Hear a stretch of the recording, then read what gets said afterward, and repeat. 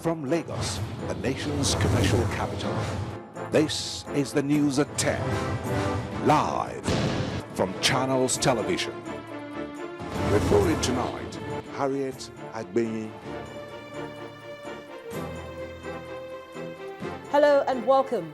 Tonight, ahead of Osun State governorship election, President Jonathan pledges adequate security and respect for voters' choice in the poll.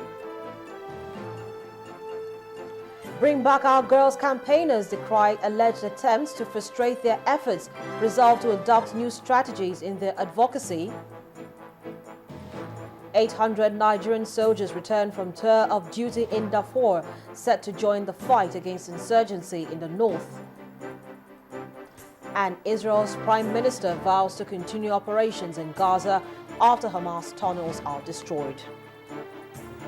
On business news, Nigeria's interbank rate closes flat this week, but is expected to climb next week.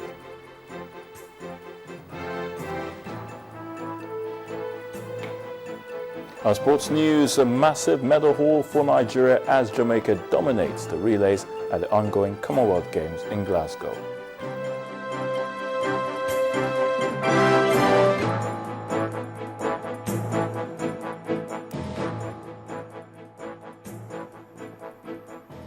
We'll begin tonight in Osun State, southwest Nigeria, where preparations for the August 9th governorship elections have heightened. And ahead of the poll, the president has pledged to ensure the provision of adequate security to make sure the exercise is peaceful. President Jonathan also restated his commitment to the principle of one man, one vote, and urged all the participants in the Osun poll to abide by the same principle.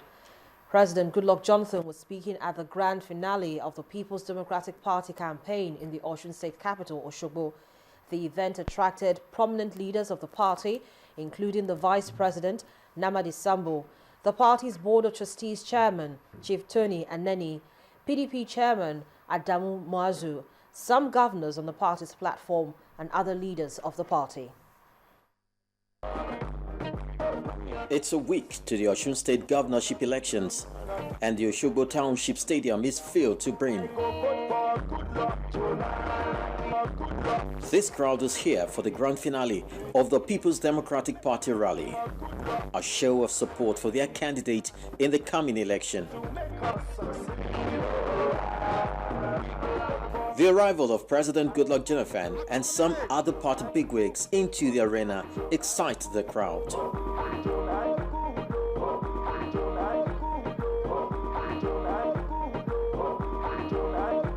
Speakers took turns to sell the PDP candidate, Senator Yola Omishore, to the crowd and seek their votes. Next Saturday is the day for Osun. It will be your turn to do exactly what we did in Ekiti a few weeks ago. And I want to appeal to you. I want to make special appeal to you. It's not enough to encourage people to go and vote. You yourself should go and vote. And you must vote for PDP. I believe, I trust that the Almighty God will use you to bring back our mandate under the able leadership of our flag bearer, our candidate, and inshallah, His Excellency, Governor, to be in the waiting, Senator Yola Omishore. For President Goodluck Jonathan, the votes of the electorate must count. PDP! PDP! PDP!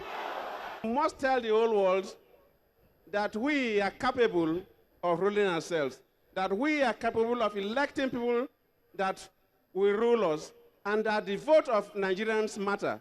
Your vote counts. One man, one vote. One woman, one vote. And we'll continue to promise Nigerians that we'll make sure that we'll solidify democracy in this country. Some parties are even going to court and saying that any election day, we should remove every police officer. Do you agree with them? No. You will recall that in 2011 elections, 10 young graduates, youth corpers, were killed in this country. 10 young graduates. We will not allow that to happen again. So anybody who thinks that government will fold his hands and allow miscreants to take over the streets of Osun State and cause havoc is deceiving himself. The PDP national chairman and President Jonathan then presented the party's flag to the governorship candidate and his deputy.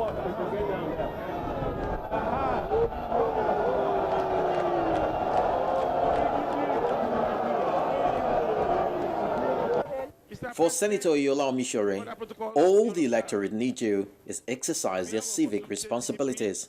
I want to assure you, by God's grace, the 9th of August, we shall declare victorious. My people of Osun State, OYSF! OYSF! What you are going to do on the 9th of August is to... And what is the voter card?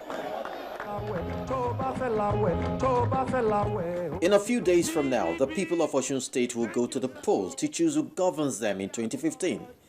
To know who that person is, we all have to wait for election results. Meanwhile, the president will tomorrow leave for Washington, D.C. to participate in a 3-day United States African Leaders Summit. President Goodluck Jonathan would join President Obama and about 50 other African leaders to discuss about, among other things, investing in Africa's future, peace and regional stability, and governing the next generation. The summit is the first of its kind between an American president and African leaders. President Jonathan is also scheduled to hold meetings in Washington with key United States political, security, and business leaders on the sidelines of the summit to discuss expansion of bilateral cooperation between Nigeria and the U.S. in other areas, including the ongoing war against terror. The president is due back in Nigeria on Wednesday.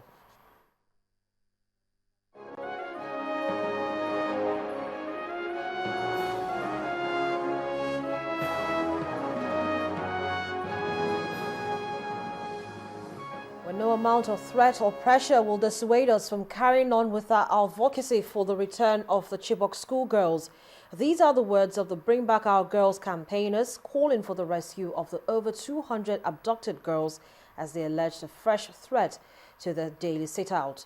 On the 95th day of the group's campaign, the members said they are hopeful that their advocacy will galvanize relevant government agencies to intensify their search for the Chibok girls. For over 90 days, members of the Bring Back Our Girls campaign group have observed sit-out sessions at the Unity Fountain in the nation's capital, Abuja, and they have resolved to intensify their advocacy for the rescue of the Chibok girls. But people are safe.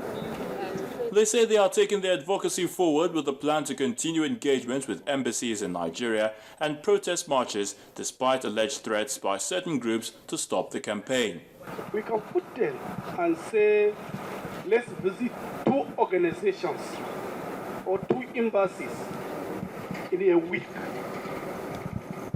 And if we put those days, let's say, for example, if we visit American embassy on Tuesday, then we can say, all right, let us rest for Wednesday and Thursday.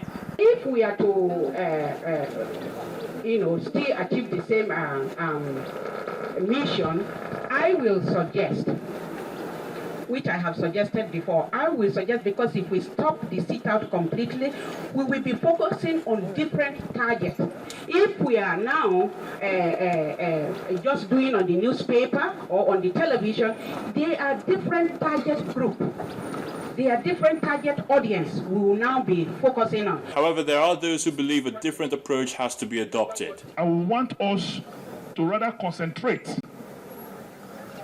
on raising ideas that will not kill our sit-outs. The reason why we got this mileage we have now is actually nothing else. It's not because of interviews. It's not because of visiting Senate, National Assembly. It's not because of visiting anywhere. It is because of our sit-outs.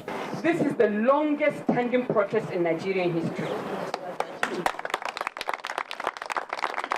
It will have its pitfalls. It will have its problems. there will be issues between the leadership, the followership, within yourselves, within us. We will have issues. But what is the gain? What is the success? That we remain as a unit. For these campaigners, the watchword is no retreat, no surrender. And what many Nigerians are eager to see now is the safe return of the Chibok schoolgirls.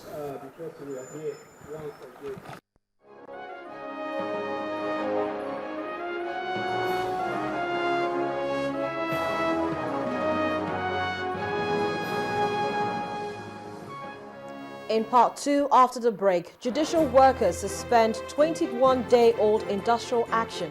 That's in a moment. Please stay with us.